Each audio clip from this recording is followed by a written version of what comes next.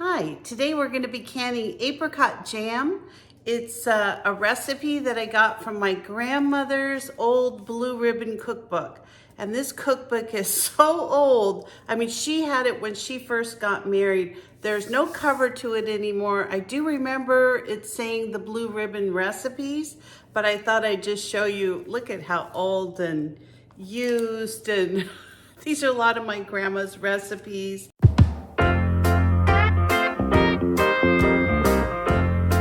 Not only does this cookbook bring back a lot of really fond memories, these are all recipes that have been won blue ribbon recipes at state fairs all over the United States.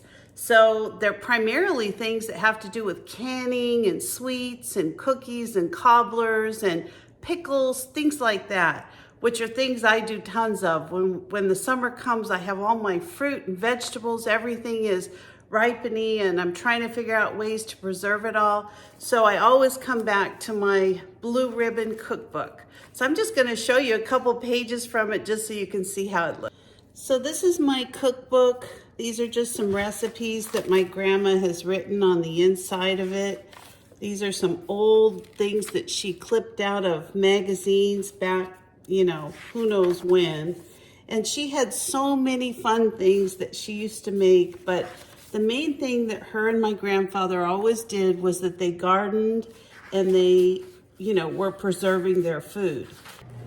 So since I am making a recipe from my grandma's cookbook, I decided to use her stainless steel pan and also her stainless steel jam making spoon. So what we're gonna do, I'm gonna show you all the ingredients. It's a lot of sugar, just know up front. This is not for the diabetics in the room. So we're gonna start off with 3.5 cups of apricot nectar. Now my apricots from my tree were so ripe, it was just very easy. I just squeezed the nectar right out of the apricot. It was very easy to get the skins off. It calls for 1/3 cup of lemon juice. Now when you're canning, you always want to use a bottled lemon juice because you do need 5% acidity when you're canning. And then I am calling for 6.5 cups of sugar. Now you know why she won best prize. So the first thing that we're going to add is our sugar. Look at all that sugar. We're going to add our lemon juice, and we're going to add our apricots. Now these, when you get the opportunity to get fresh apricots, and you can get them from maybe from someone who's growing them, they're going to have a much different taste when they're picked ripe versus the one that you'll get in the grocery store that are not picked ripe. That, I think, makes all the difference in the flavor. And please excuse that beeping in the background. That's my bread maker. I'm working on another dish. So all I'm going to do is just mix this up, and we're going to wait for that to come to a boil. So another thing that my grandmother always did when she was canning jams or jellies was that she added a tablespoon of butter after she added her sugar and it started cooking to help reduce with, the foam. And you're gonna get foam whenever you have ripe fruit because it's just gonna produce it as it starts to cook down. So this will help. We'll probably still have to skim it before we put it into the jars, but I just wanted to add that butter. So my jam is starting to boil. I wanted to show you this. But we want to bring this up to a boiling. It's called a hard rolling boil, and it's a boil that can't be stirred down with a spoon. So you saw the bubbles with this. I can just stir them down and it stops boiling. But if you have a hard rolling boil, I'll show you what that looks like in a minute. You're not going to be able to stir that down. So we're reaching the consistency of a hard rolling boil. As I continue to stir this, it continues to boil. So I'm gonna just bring this up probably another 30 seconds, and then I'm gonna time it for 1 minute. So right now I'm pretty happy with this. I think it's definitely, I'm not able to stir it down. So I'm gonna set my timer for 1 minute.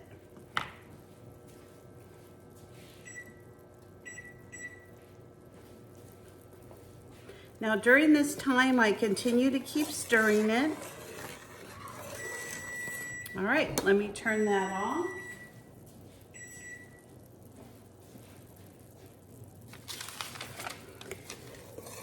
And then at this point, we're gonna add the pectin immediately. I'm gonna add my liquid pectin.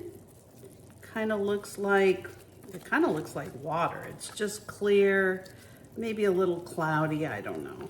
But it's just a clear pectin.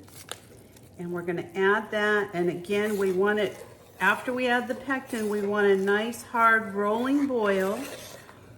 And as soon as we get that, it's just gonna be a few seconds. We're gonna time it again for another minute.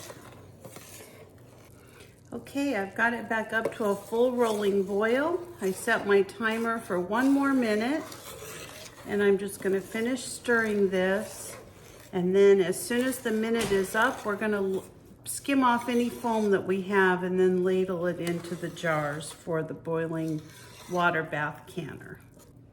Okay, my minute is over, so I actually have an electric hot plate here, so I'm gonna move that out of the way, and I'm just going to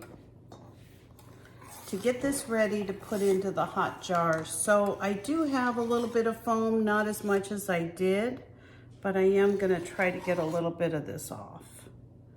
It's not hard. I've showed you before. You really just take the back of a spoon and kind of ladle it in. The jam kind of stays in the bowl. I don't know why, but it's really a pretty easy process. So you don't have to worry about losing a lot of your jam by doing this. It's really just the foam that you're getting. And I usually use a nice large spoon like this.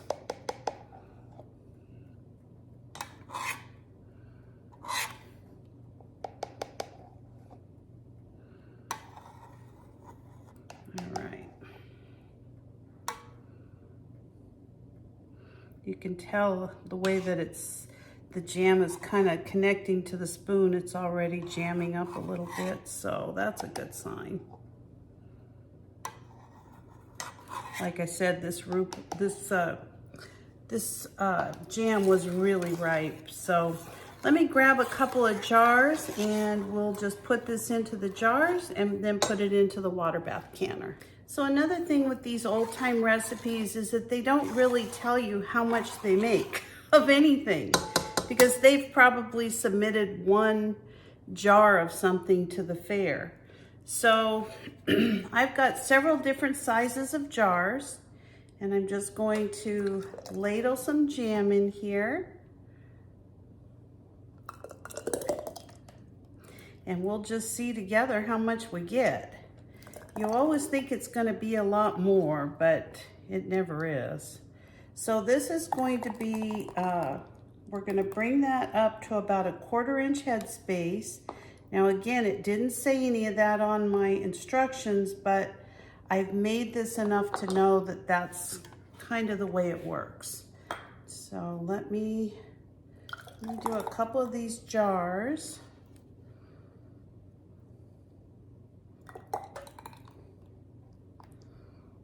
I think I'm going to do a couple of little tiny jars because it really isn't making as much as I thought it would. Well, actually, I think I will have enough for one of these big ones, so bigger ones.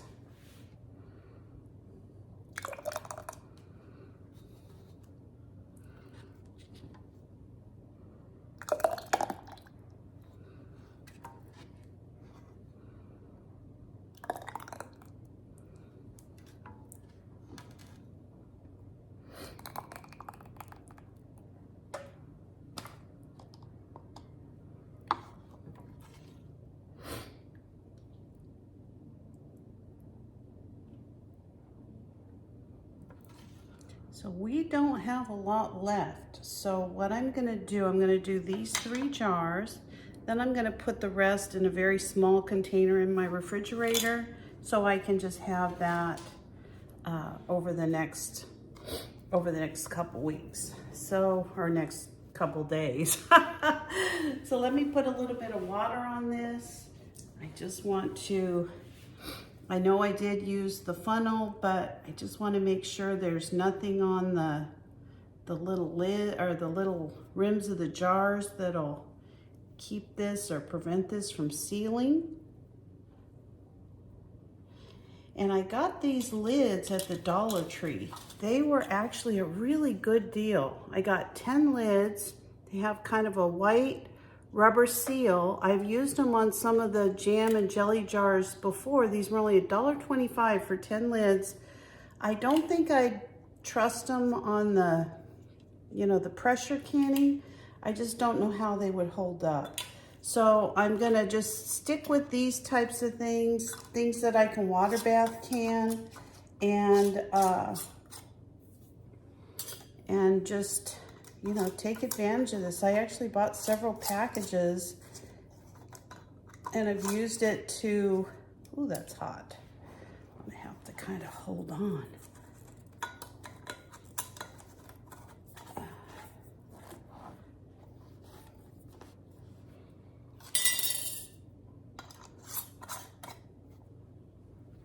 Alrighty.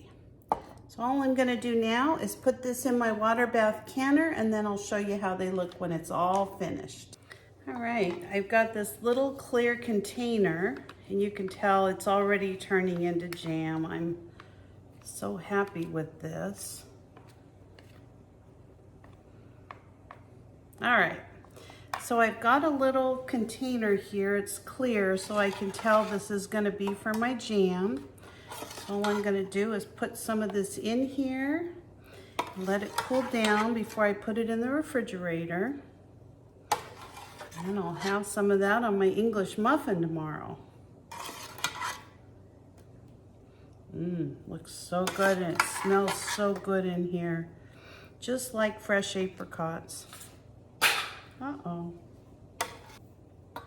We're just gonna let this jam just kind of sit outside the refrigerator and cool for the next little while before I put it in there. Well, it wouldn't be one of my videos if I didn't give you a little sample of what it tasted like. So let's see how it tastes.